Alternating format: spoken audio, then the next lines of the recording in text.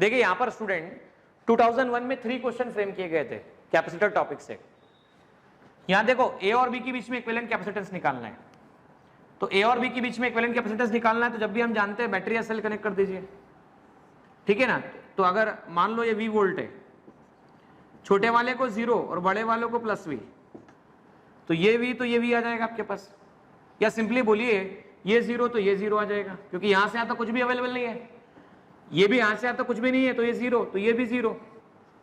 अब देखो ये पॉइंट अगर बोला भी जाए तो ये A था, ये पॉइंट B था, बीच में मैं C ले लेता हूं, तो A और C के बीच में 20 माइक्रोफैरड और A और C के बीच में 20 microfarad,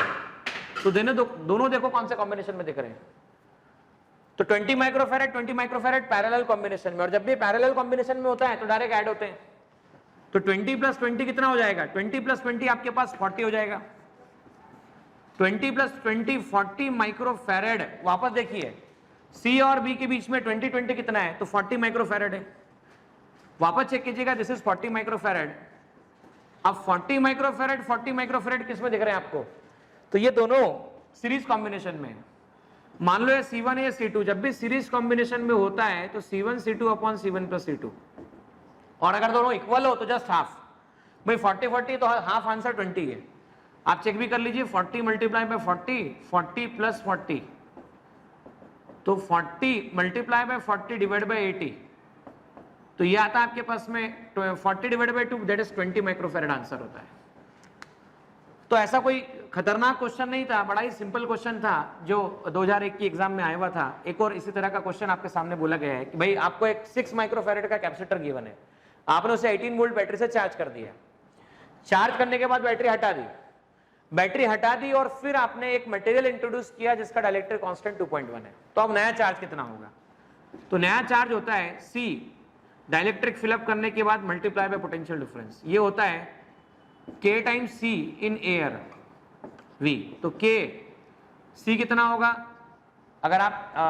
capacitance in air multiply by V, तो देखो K कितना है आपके पास 2.1, और ये कितना है, तो 6 माइक्रोफैरड मतलब -6, और वोल्टेज कितना है,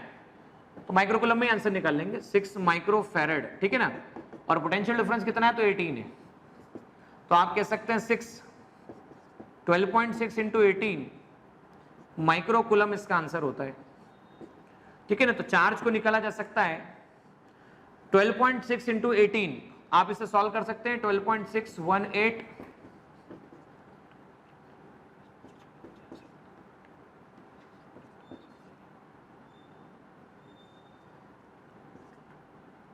तो ये आता है 226.8 microcoulomb. So the answer of charge will be 226.8 microcoulomb.